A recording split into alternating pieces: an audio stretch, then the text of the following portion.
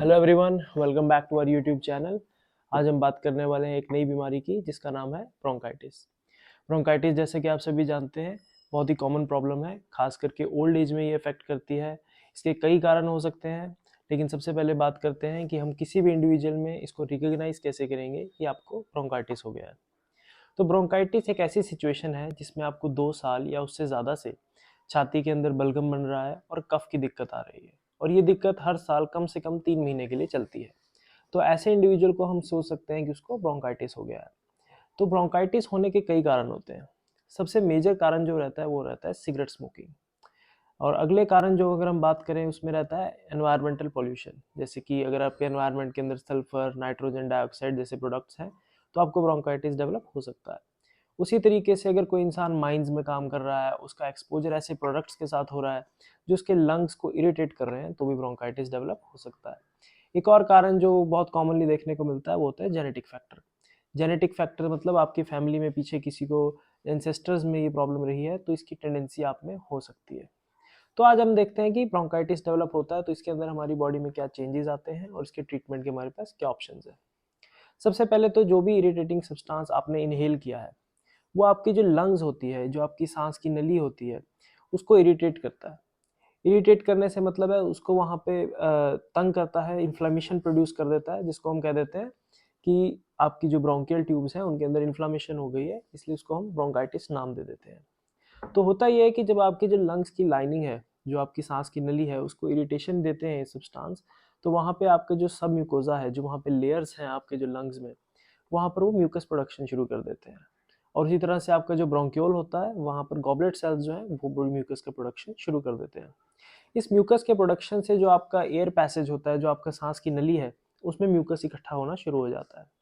अब जब म्यूकस इकट्ठा शुरू हो जाता है उसमें होना, तो वहाँ पे आपको जो एयर आप ब्रीथ कर रहे हो उसकी क्वांटिटी जो है, जो आप इनहेल कर पा रहे हो, वो कम हो जाती है। उसके कम होने से आपको सांस में तकलीफ हो सकती है, आपको खांसी हो सकती है, बलगम हो सकती है। लेकिन प्रॉब्लम ये है कि ये बलगम जो है एक हमारी बॉडी का नेचुरल रिस्पॉन्स है, जो आपकी बॉडी में इस इरिटेटिंग पैथोजेंस जो आएंगे या जो केमिकल्स आएंगे उनको निकालने के एक बॉडी का अटेम्प्ट है। लेकिन यहाँ पर जो वो प्रोडक्ट्स हैं वो बॉडी के अंदर ही रुक जाते हैं। उसका एक बहुत बड़ा कारण ये है कि जो आपने इरिटेटिंग सब्सटेंस इनहेल किए हैं, उन्होंने आपकी जो लंग्स की सीलिया है उसको डैमेज कर दिया होता है। सीलिया से मेरा मतलब है वहाँ पर ऐसी एक तरीके का आप समझिए कि वो आपके रेस्पिरेटरी सिस्टम का झाड़ू है जो आपकी क्लीनिंग करता है। तो वो अगर वो भी खराब हो गया है, जो म्यूकस को क्लियर करने वाला है, तो म्यूकस के बाहर निकलने का एक ही रास्ता बच जाता है, जो होता है कफ। तो कफ के थ्रू आपकी म्यूकस बाहर निकलती है, वो एक आपकी चेस्ट को क्लीन करने का अटेम्प्ट होता है, तो उससे आपको क्रॉनिक ब्रोंकाइटिस डेवलप हो जाता है। अब इसमें ट्रीटमेंट जो होता है वो लोग जनरली जो है एलोपैथिक के अंदर जो प्रेफर करते हैं वो ये होता है कि आप जाते हैं वहाँ पर आपको एंटीबायोटिक्स लिख दिए जाते हैं जिससे आपकी जो इन्फेक्शन है वो खत्म हो जाए। अगर आपको फिर भी आराम नहीं आ रहा है तो आपको ऑक्सीजन थेरेपी लिख दी जाती है, और अगर फिर भी आराम नहीं आएगा तो आपको वहाँ पर स्टेरॉयडल जो आपको ट्रीटमेंट की और वो भेज देंगे। लेकिन ये लॉन्ग टर्म में आपको पूरी तरह रिकवरी नहीं दे पाता है। बहुत बार ऐसा होता है कि स्टेरॉइड्स के आपको बैड इफेक्ट्स का भी सामना करना पड़ता है। तो उसके लिए अगर हमारे पास होम्योपैथी में बात करें तो बहुत अच्छे मेडिसिन हैं, बहुत अच्छा इंडिविजुअलाइज ट्रीटमेंट है जिससे आपको हेल्प मिल सकती है। तो अगर हम बात करें कि होम्योपैथी के अंदर, जैसे मैंने पहले भी वीडियोज़ में बात की है, कि अगर आप कभी भी होम्योपैथिक ट्रीटमेंट प्रेफर करना चाहते हैं तो आप हमेशा एक इंडिविजुअलाइज्ड रेमेडी लें। एक अपने डॉक्टर को कंसल्ट करें, या आप जिससे भी डॉक्टर के ऊपर का विश्वास है उसके पास जाएं और उनसे एक इंडिविजुअलाइज्ड जो रेमेडी है अपने सिम्टम्स के बेसिस पर ज़रूर लें। फिर भी अगर आप जैसे होता है कि कुछ रेमेडीज़ जो मैंने पर्सनली देखा है कि आपको फ़ायदा दे सकती हैं, उनकी अगर हम बात करें तो यरबासेंट एक ऐसी दवाई है जो आपको फ़ायदा दे सकती है।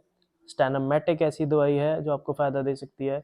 आर्सेनिक एल्बम है, लाइकोपोडियम है, ऐसी काली सल्फ है, बहुत सी मेडिसिन है जो आपको फ़ायदा दे सकती है।